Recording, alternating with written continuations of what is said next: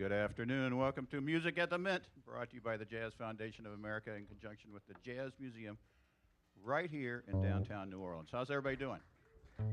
Doing good? Well, we're going to be doing even better when this band starts playing. So it's great to have this series continue on, and the new updated studio here at the Jazz Museum. And it's great that we're streaming this thing every Wednesday with the help of our Facebook partners, and we're talking about Offbeat Publications and Louisiana Music Factory and the Jazz Museum's Facebook. You can go there anytime and catch any of these shows when you have a couple of minutes. I'm Jason Patterson with the Snug Harbor Jazz Bistro right down the way here, and we're... Well, thank you. And he asked me to introduce the band, but hey, I need to tell you a little bit about the Jazz Foundation of America because they are important. Why are they important, huh? Why are they important? They're important because they're very important to our musicians here in New Orleans. Well, why are they important to New Orleans? Because they help them out. Anytime there's some catastrophe or some disaster happening, and we've had our share the last few years. We've had all sorts of hurricanes and pandemics and floods and famine, you name it. We got it here. So when that happens, the musicians don't make money. All of a sudden, you know, people are distracted and they don't get an income. They're hurting. Who's there for them? The Jazz Foundation of America. So they're there in so many different ways, helps them with housing, with legal aid, with medical needs. They even provide performance opportunities like the one you're at right now. So if you happen to be in front of your computer and you want to go up to jazzfoundation.org, you can see what that wonderful organization is doing. And hey, there's a donation button there. You can check your spare change and, you know, help out the cause. And then we can do even more for our New Orleans musicians because they're important, aren't they? Look at them. They're important. What would be New Orleans like without musicians? Okay, stop thinking about that. That's right. And today, right now, we just happen to have Naked on the Floor. Fully clothed. It's, you know, it's a musical concept, okay? It's naked music, all right? We have clothed musicians so that you focus on the music tonight, all right? So we want to thank Jonathan Freilich. He's been the steward of this incredible band for how many years? Who's 32 years. Wow, 32 years, huh? Yeah. Look how young they all look. Yeah. Huh? 31 years, yeah. That's right. So he's got his A-team with him. Give it up for Doug Garrison over on the boom doom drums. The Honorable James Singleton on bass. Dan Ostreicher on the very bari saxophone. And Rex Gregory on the tenor and flute. Jonathan Freilich, give it up for Naked on the Floor. Thank you very much. Thanks for that introduction, Jason. Terrific, one-of-a-kind introduction. This is a song. We're going to start with this thing here called Canticle for a Nullabist. And a nullabist, I spend a lot of time looking for sort of crazy words or poking through things that have that kind of information on it. But a nullabist is a sort of early, late Baroque or pre-Enlightenment atheist sort of person. The person who says that a soul independent of a body nowhere exists, literally with that kind of definition on it. And a canticle, of course, is a religious song, so I thought this is funny. This is a canticle for a nullabist. Thank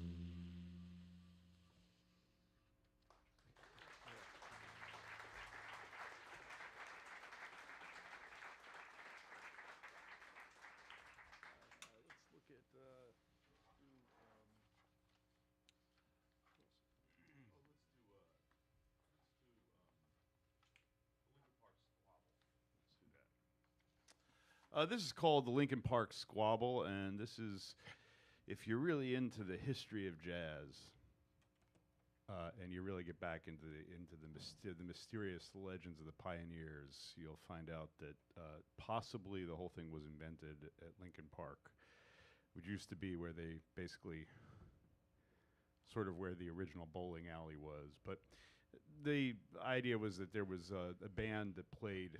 There was a band that played very in a very straight manner, and then a band that played across the street in a very wild manner. But pretty much maybe the same kind of tunes, but even crazier, or more interestingly, or in a new style is maybe another way to look at it.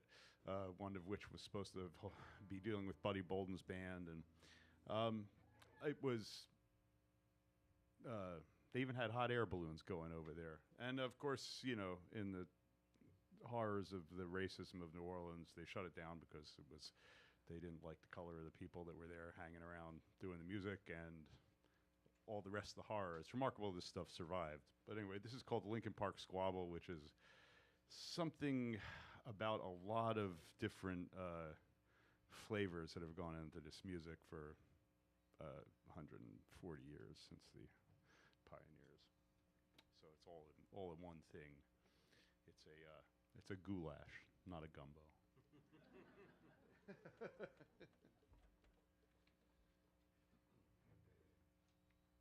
One, two.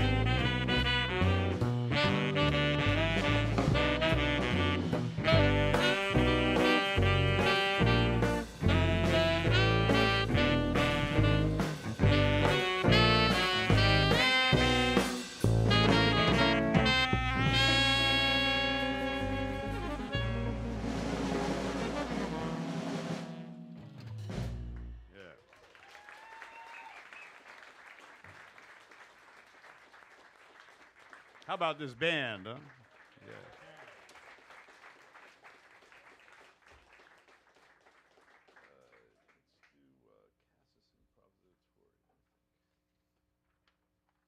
Here's good after this. This is called Casus Improvisatori, which would be legally is for the case of the improviser.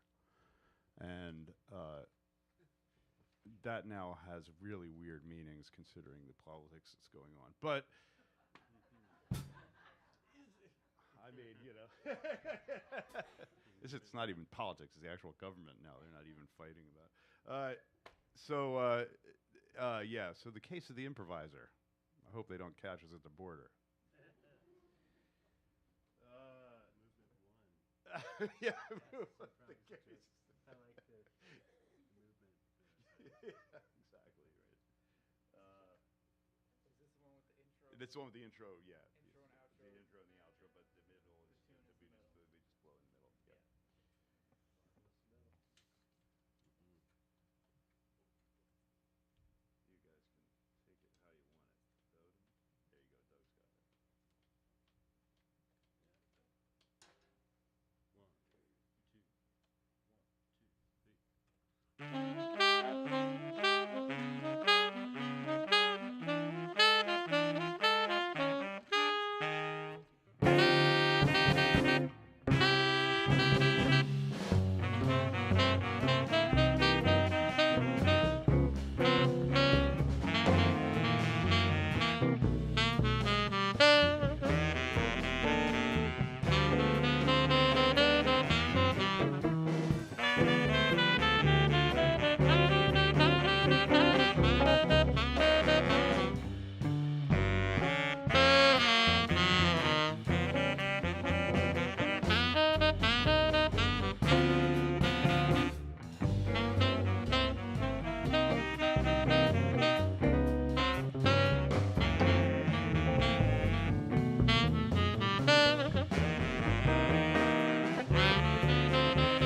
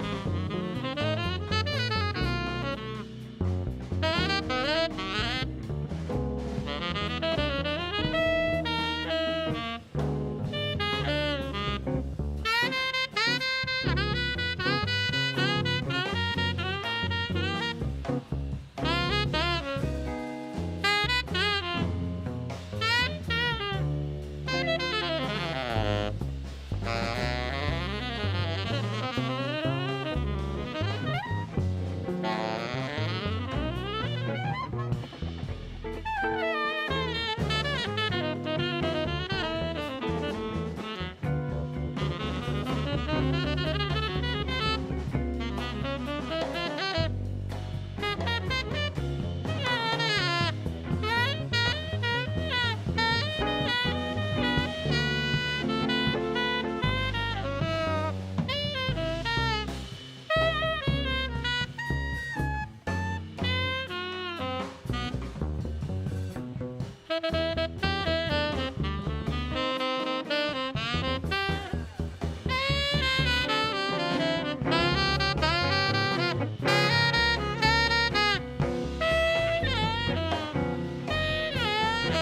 2,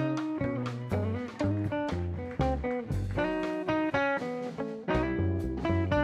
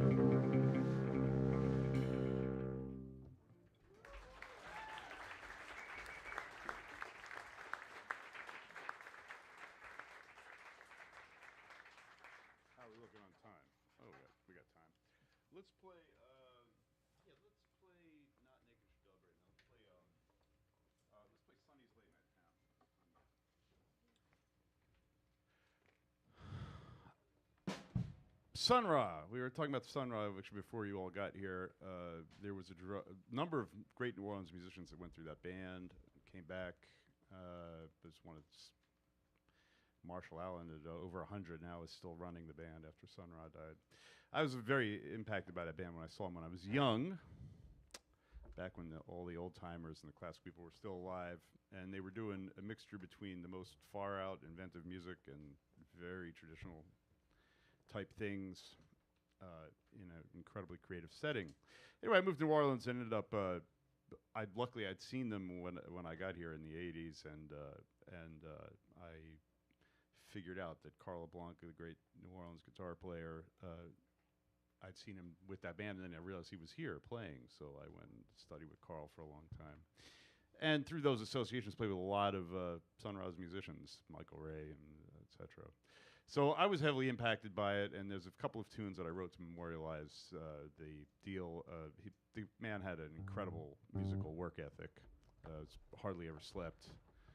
Was a celibate, and now there's tons of recordings out now.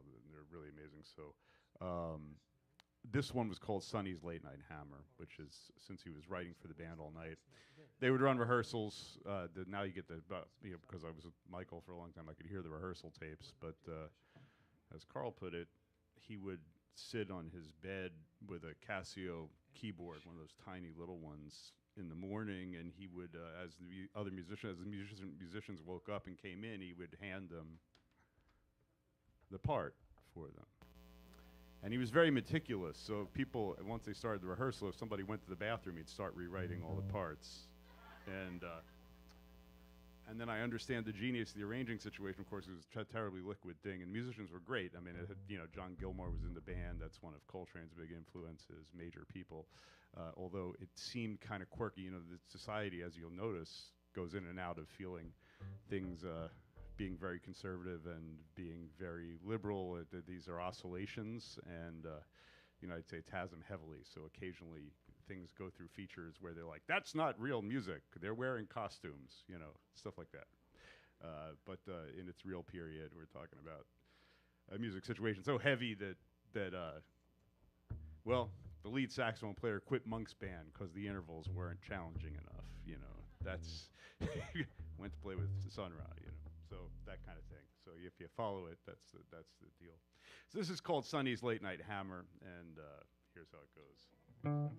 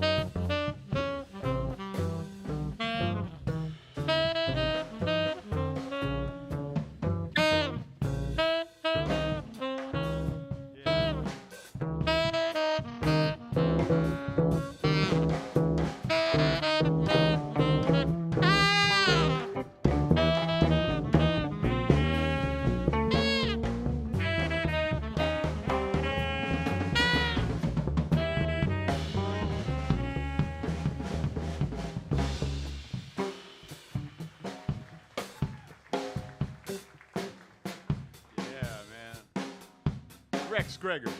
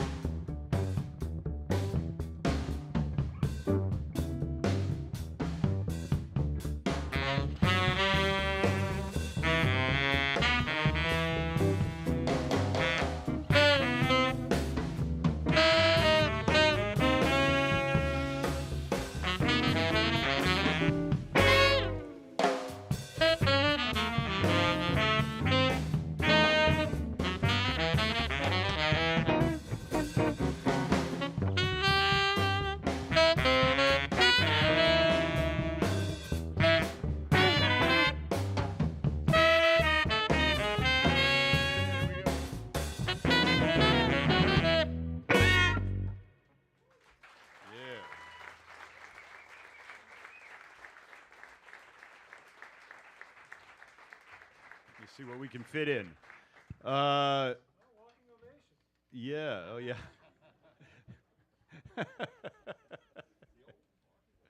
Here's a brand new one. This one's called Nakedish Dub. Yeah, I play over the years a lot of Jamaican music, as we all do, because it was so influential. And it happens to share a thing. You know, things have become very over-commercialized now, which prevents the development of music in an interesting way. But the fastest development in music styles happens when people see each other doing something and say, I'm not going to do that.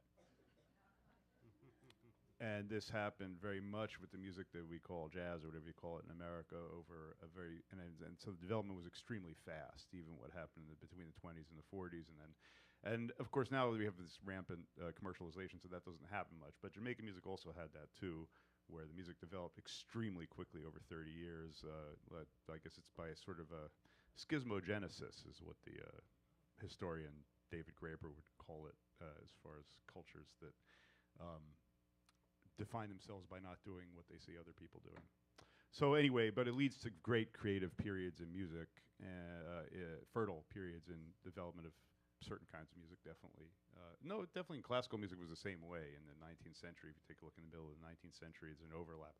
You know, we think of these composers in a line, but really all their lives overlapped from, you know, very closely from Mozart to Mahler, you know, very few years in between. We don't look at that as a culture the way that it was, but as a culture amongst people that were developing music extremely quickly, language very quickly, and then it becomes ossified and normalized usually once it's picked up by either commercial interests or parts of society. They want to institutionalize it, wherever music becomes institutionalized, there's a problem generally, because it has to do with people.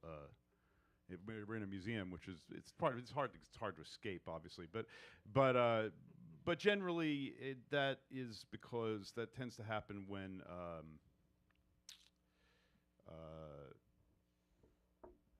well, I'll skip it from there. But anyway, the story goes on. This is called Nakedish Dub, though, so don't worry, it doesn't sound like a lecture.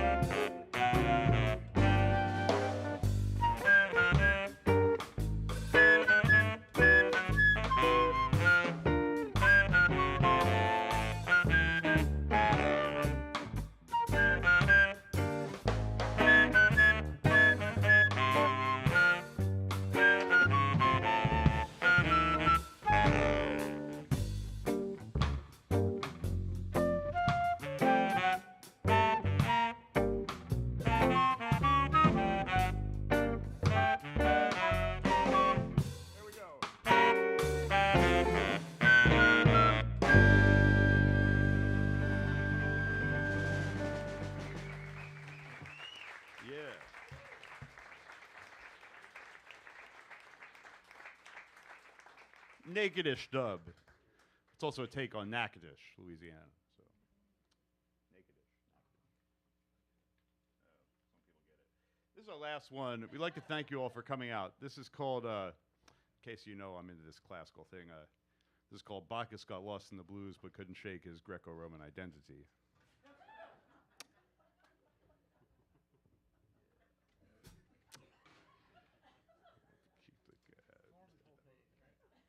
Yeah.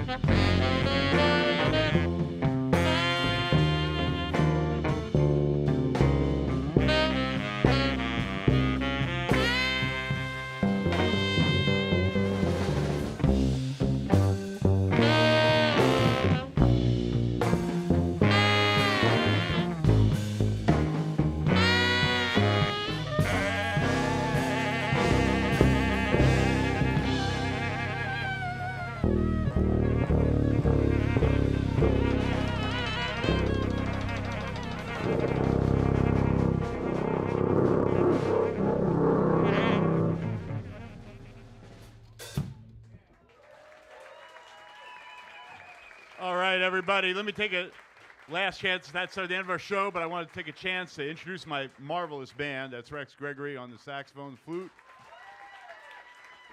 Doug Garrison on drums, James Singleton on the bass, the absolute legend, Dan Ostreicher on the saxophone, and I'm Jonathan Freilich, and the band is Naked on the Floor. You can actually find some of our stuff online. There's a record that my friend over there produced. In fact, he's got records. Look at that. He's got some records. Naked on the Floor records. We got that. All right. Thank you very much. Have a good day.